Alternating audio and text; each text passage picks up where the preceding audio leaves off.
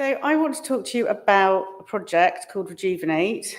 It was started as a kind of idea about, at least 4 years ago, between myself and Mark Harrison, who's our head of heritage crime at Historic England. And we've looked at some of the brilliant work that's been already showcased here today, the kind of Operation Nightingale style work, and kind of thought, what if we could do that for young people? What if that approach to working with veterans to support their mental health and address issues of PTSD could be applied with similar principles to working with children who are in the youth offending system and those who are at risk of falling out of school. So we kind of started with a really clear idea that's been already mentioned today about archaeology and heritage and how it can expand the capacity of vulnerable young people where it's suppressed by circumstance or self-belief. We believed inherently, as many of us do, that participants could build transferable skills. They could build resilience, critical thinking, cooperation, all through a stronger connection to the historic environment, creating chances for increased autonomy and self-determination. So what we did is we commissioned a feasibility report from Wessex Archaeology, and we actually just started the whole thing with a theoretical basis, which is what does self-determination look like in young people and how do you achieve it?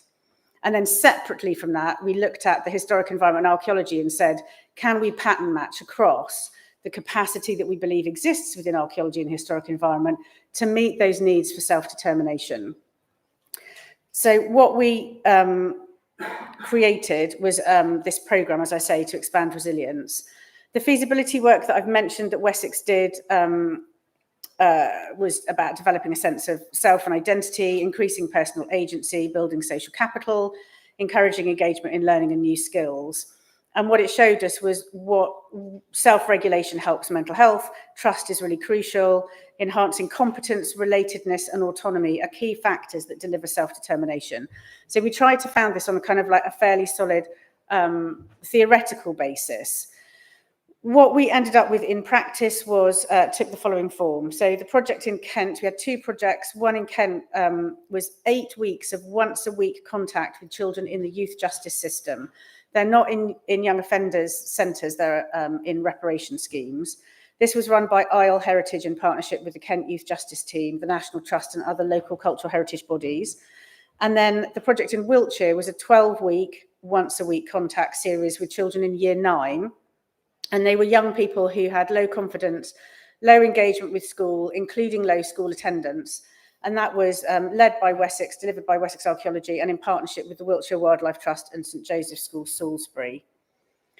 The numbers that we're going to talk about in this project are quite small, but I think it is worth saying that they are intentionally small. So this project is about quality, not quantity. And the way to achieve quantity for me is to do more of the projects and build the data, not to assume that we can quadruple the number of young people and magically assume that we've still delivered the qualitative interventions that we're looking for. This audience probably doesn't need to tell me why, doesn't need me to tell you why this is important. But when we developed our Wellbeing and Heritage strategy, and the bit on the left of this slide is from that, this was just setting the groundwork for why we believe this should be a priority. The government have identified that improving school attendance is everybody's business. The barriers to accessing education are wide and complex, both within and beyond the school gates, and are often specific to individual pupils and families. We know that it impacts on achievement and grades. For example, the overall absence rate of pupils not receiving grade 9 to 4 is such a weird way of doing grades, but that's the equivalent of like A ** down to about a D, I think, in old money. So the overall rate of children not achieving those was twice as high as those who did achieve them if they were not attending school.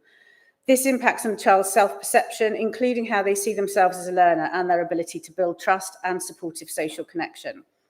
As the government makes clear, it can make an important difference to both the young people, and there are clear associations between regular absence from school and a number of extra familial harms. This includes crime. 90% of young offenders have been persistently absent from school, and it also extends to serious violence and knife crime. Again, 83% of knife possession offenders have been persistently absent from school. It hardly needs to be stated that entering the criminal justice system reduces a child's opportunities for reaching their own potential.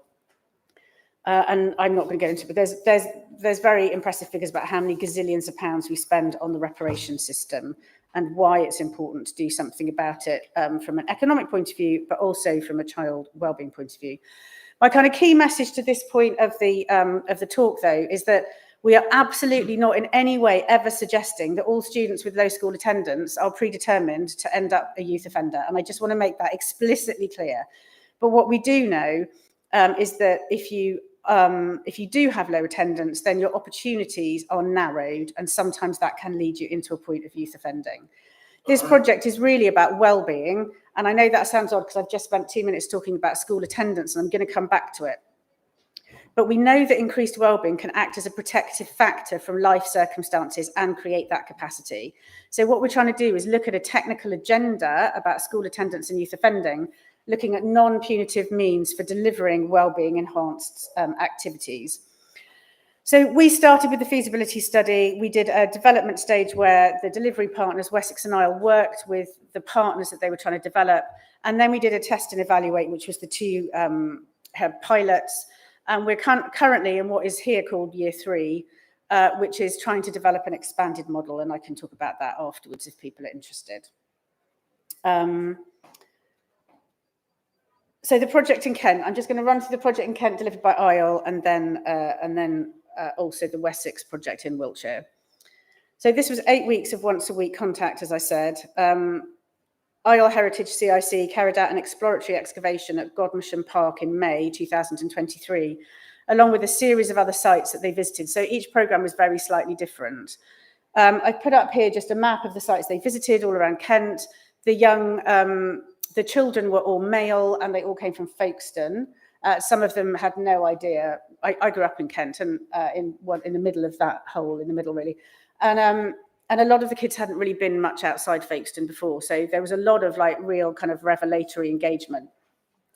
I put up on the bottom left, not really expecting you to read it, just an indication that because we'd got this self-determination theory set up at the beginning, we then designed with our collaborators and delivery partners and some external evaluation advice, what does that look like in terms of evaluation and how can we capture it? It was very different for both cases. It is really complicated. And I completely agree with what you said, Peter, about sometimes turning up with a clipboard really isn't the right thing to do.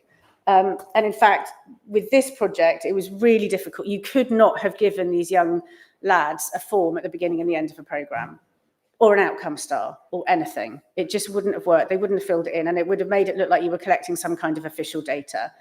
The other thing is that I think, it's really great when we get good comms out of this in terms of brilliant illustrations and beautiful images of young children being happy. Working with young offenders does not give you the opportunity to do that because you have to protect their anonymity. And so we do have some images that illustrate some of the activities. They did a dig, and digging is just the best thing ever, right? Digging is the thing that everybody loves.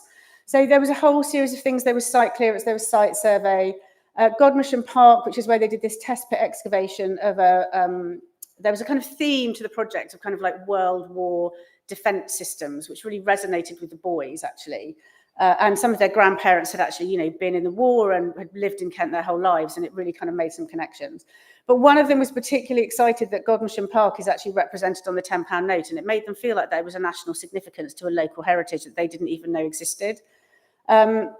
Anyway, I'm already off-piste as usual, but there was a whole series of work, including kind of ground clearance, which was also really successful. Drones, very successful. Lots of kind of experimenting and new skills and kind of developing an idea about the range of activities that you actually need to be an archaeologist and to do that discovery session. So in terms of key findings, evaluation for the Kent project was really difficult.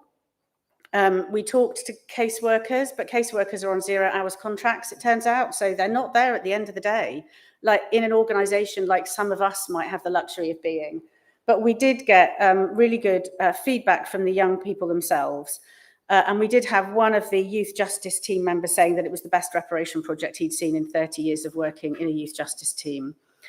There were clear wellbeing benefits that were, a lot of them were to do with having a more positive impression of their own potential future, which was quite interesting, and really seeing that broader perspective. I'm just going to skip on to talk about the Wessex Archaeology delivery project with Wiltshire Wildlife and St Joseph's School, Salisbury, because I've already completely lost track of how long I've been talking. Oh, the one thing, sorry, I'm just looking at my notes, that I did want to say about Kent really quickly is the other thing, and this speaks to legacy. The other thing that we discovered is that the AQA, which is an examining module, as all of you children will probably be aware of, they do a kind of unit-aware scheme, which is a unit-based learning scheme that allows a learner to build up a portfolio of really small certificates. And we didn't really know very much about this before we started, but one of the young lads that did the Rejuvenate in Kent built up 9 of these. And basically, very few people seem to offer archaeology and history ones, but there is scope to deliver them.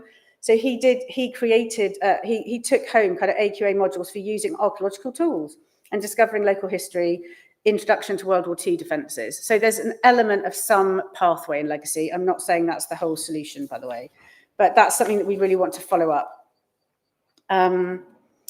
Massive problems with longitudinal data.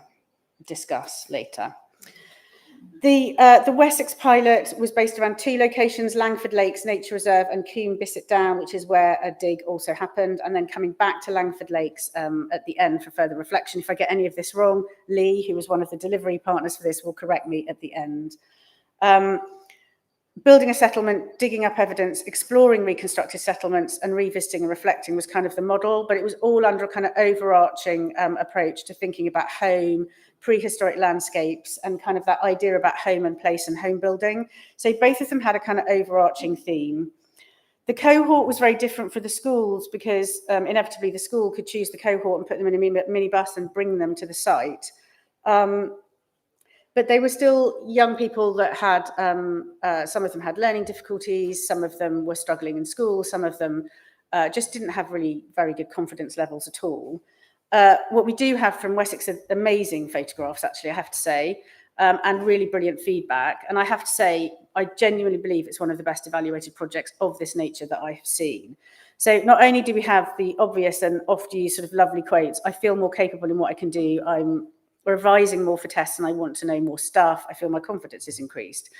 But actually, the evaluation report did quite a lot of using that self-determination approach, looked at how the children had changed from the beginning to end, because with the school cohort, that was slightly more possible. And also there was a lot of feedback from the form teachers and tutors that hadn't been on site, but noticed the difference to those pupils in the context of school. Sorry, the only reason I have notes, because I don't really like using notes, is because there's some stats in here and I know that I will forget them otherwise. Sorry, I just wanted to say something about school attendance.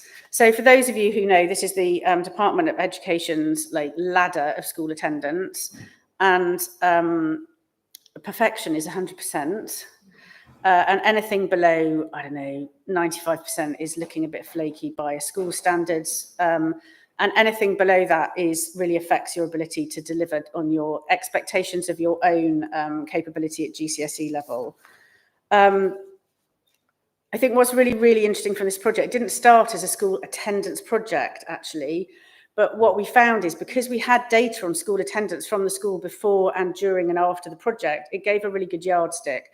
We also had a kind of quasi-control group because there was a group of young people that had low attendance, very similarly low attendance, but that weren't on the project. So it's not an RCT, but it does give a really good basis for comparison. And all of this really, really matters in terms of young people's outcomes. So I've just put some more of the quotes and illustration drawn by one of the participants, but also this is one of the graphs about the attendance data from Wessex. And what it shows essentially is the control group got worse at going to school during this 12 weeks, and the group that were with Wessex got better. But it's not quite as generic as that. So the Rejuvenate group showed a positive improvement in weekly attendance of on average 4.3%, which is actually massive. I just want to come back to this graph. And if that takes you from 90 to nearly 95%, in a school's context, that is huge. I've just resigned from being a governor at my local secondary school because of other commitments. But I feel like if I walked in and said I could deliver that, they would literally say how to do it, because traditional methods of doing it do not always seem to make enough of a difference. 2 of the young people who had the lowest starting point had an increased attendance over 12 weeks of 10%. This equates to 15 days of learning per year, which will change their GCSE grades just by being in school. So we do believe that there are ways in which this project could double a young person's chances of reaching their own potential at the age of 16. There are many quotes from tutors about looking at self-esteem and confidence, which I won't really go into now. How many minutes have I got left? None. Oh, God. Okay, right. So all I was going to say is that we're looking further. We're looking at what would a pathway look like? What could pathways look like? So for me, there's two issues. One, what is that legacy pathway? What does this lead to? How does it develop and help the young people? Is that relating it to Duke of Edinburgh? Is it relating it to AQA modules? Is it something else? And secondly, this idea of repeating the programme and expanding it. So the Kent project is being redone this year. The thing that I haven't said, and that is really important, is that all of these projects were funded by philanthropy. This is all charitable organisations funding us to try and do these things.